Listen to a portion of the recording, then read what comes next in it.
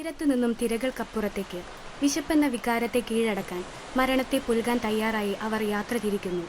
ജീവിതത്തെ കരക്കടുപ്പിക്കാൻ അവരും, ജീവന് ദാഹിച്ച് ഇവരും, കടലിന്റെ മക്കൾ.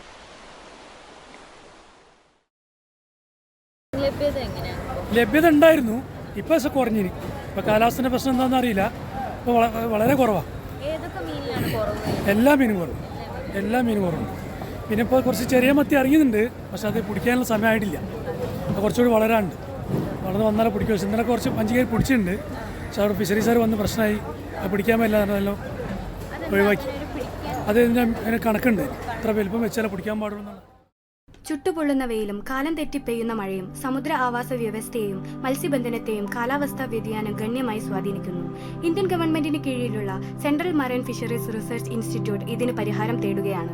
കണ്ടൽക്കാടുകളുടെയും കടൽ പുല്ലിന്റെയും നീല കാർബൺ അഥവാ അന്തരീക്ഷത്തിൽ നിന്ന് വലിച്ചെടുത്ത് സമുദ്രതലത്തിൽ ശേഖരിക്കുന്ന കാർബൺ ഡയോക്സൈഡ് എന്ന ആശയം അവർ മുന്നോട്ട് വയ്ക്കുന്നു.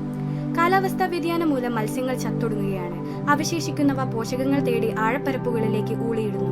ഇന്ത്യൻ സമുദ്രത്തിൽ അപൂർവമായി കാണപ്പെട്ടിരുന്ന ജെല്ലി ഫിഷ്, അഡോണസ് തുടങ്ങിയ മത്സ്യങ്ങൾ ലക്ഷങ്ങൾ വിലമതിക്കുന്ന മുക്കുവ വലകൾക്ക് ഭീഷണി ഉയർത്തുകയാണ്. ഈ കണ്ണീരിന് അറുതിയില്ലേ? ഇതര വരുമാന മാർഗങ്ങളെ ഇവർക്ക് പരിചയപ്പെടുത്താം. അതിലൂടെ ഉപജീവന സുസ്ഥിരത ഉറപ്പിക്കാം. പരിഹാര മാർഗങ്ങൾ കൊണ്ട് നമുക്ക് ഇവരുടെ കണ്ണീരൊപ്പം. ഒന്ന് മറ്റൊന്നിന് പകരമാവില്ലെങ്കിലും.